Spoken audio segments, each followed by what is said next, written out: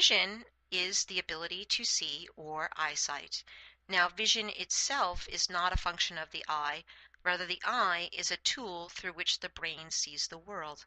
And as I discuss how dogs see the world, there are many factors to consider: their perception of light, their perception of color, the depth perception, visual acuity, their field of vision, and the ability to detect form and motion.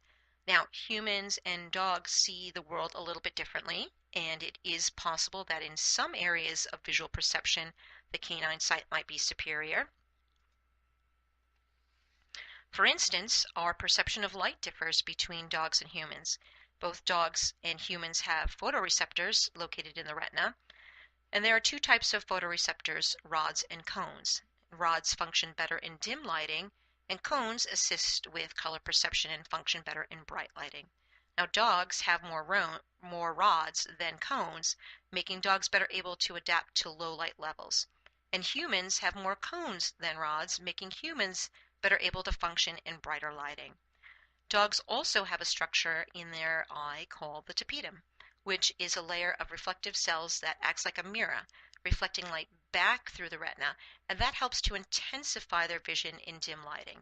There are many vertebrates have this structure, especially animals that hunt at night, which gives them superior night vision. So if you've ever seen that shimmery glow of your dog's eye in a photo, or when the light hits it just right, that reflection is the tapetum. Our perception of color also differs because we have more cones than rods. Humans see the world with a little bit more color. It was once believed that dogs could not see color, but what researchers have found is that dogs do have color-sensitive cones, making it anatomically possible for dogs to see color. Now, dogs have dichromatic vision, which means they only have the ability to see two wavelengths in the visual spectrum. And humans have trichromatic vision, which allows us to see the whole spectrum. And what researchers have found is that dogs can detect shades of blue and yellow, but they cannot detect red, orange, or green, but they can see in shades of gray. Now, depth perception is the ability to see in 3 dimension, especially the distance between objects. And the ability to have depth perception depends upon binocular vision. And binocular vision is the field of view where the vision of each eye overlaps, creating a single visual image. And the depth perception in dogs is going to vary depending upon the size and the shape of their skull. So the depth perception of your borzoi is going to be different from that of your pug. So dogs with a wide set of eyes are going to have less overlap and therefore have decreased depth perception.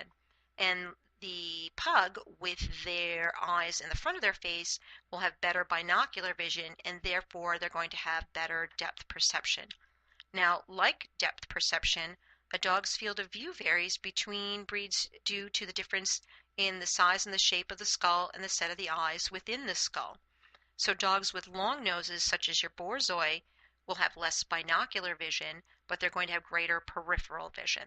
And dogs with short nose, like our pugs, are going to have better binocular vision, but they're going to have some decreased peripheral vision.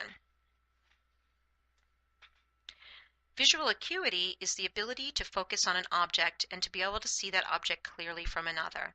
And the ability to see objects clearly depends upon the clarity of the structures of the eye. Now, different breeds not only have different eyes, but their retinas differ too.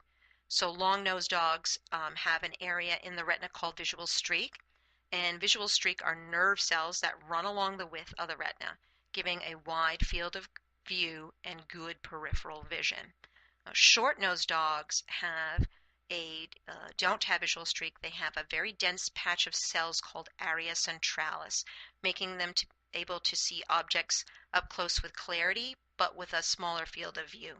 So both dogs with visual streak and area centralis, they can both detect form and motion, but dogs with visual streak are going to have good peripheral vision, and our short-nosed dogs are going to see things up close with a little bit more clarity.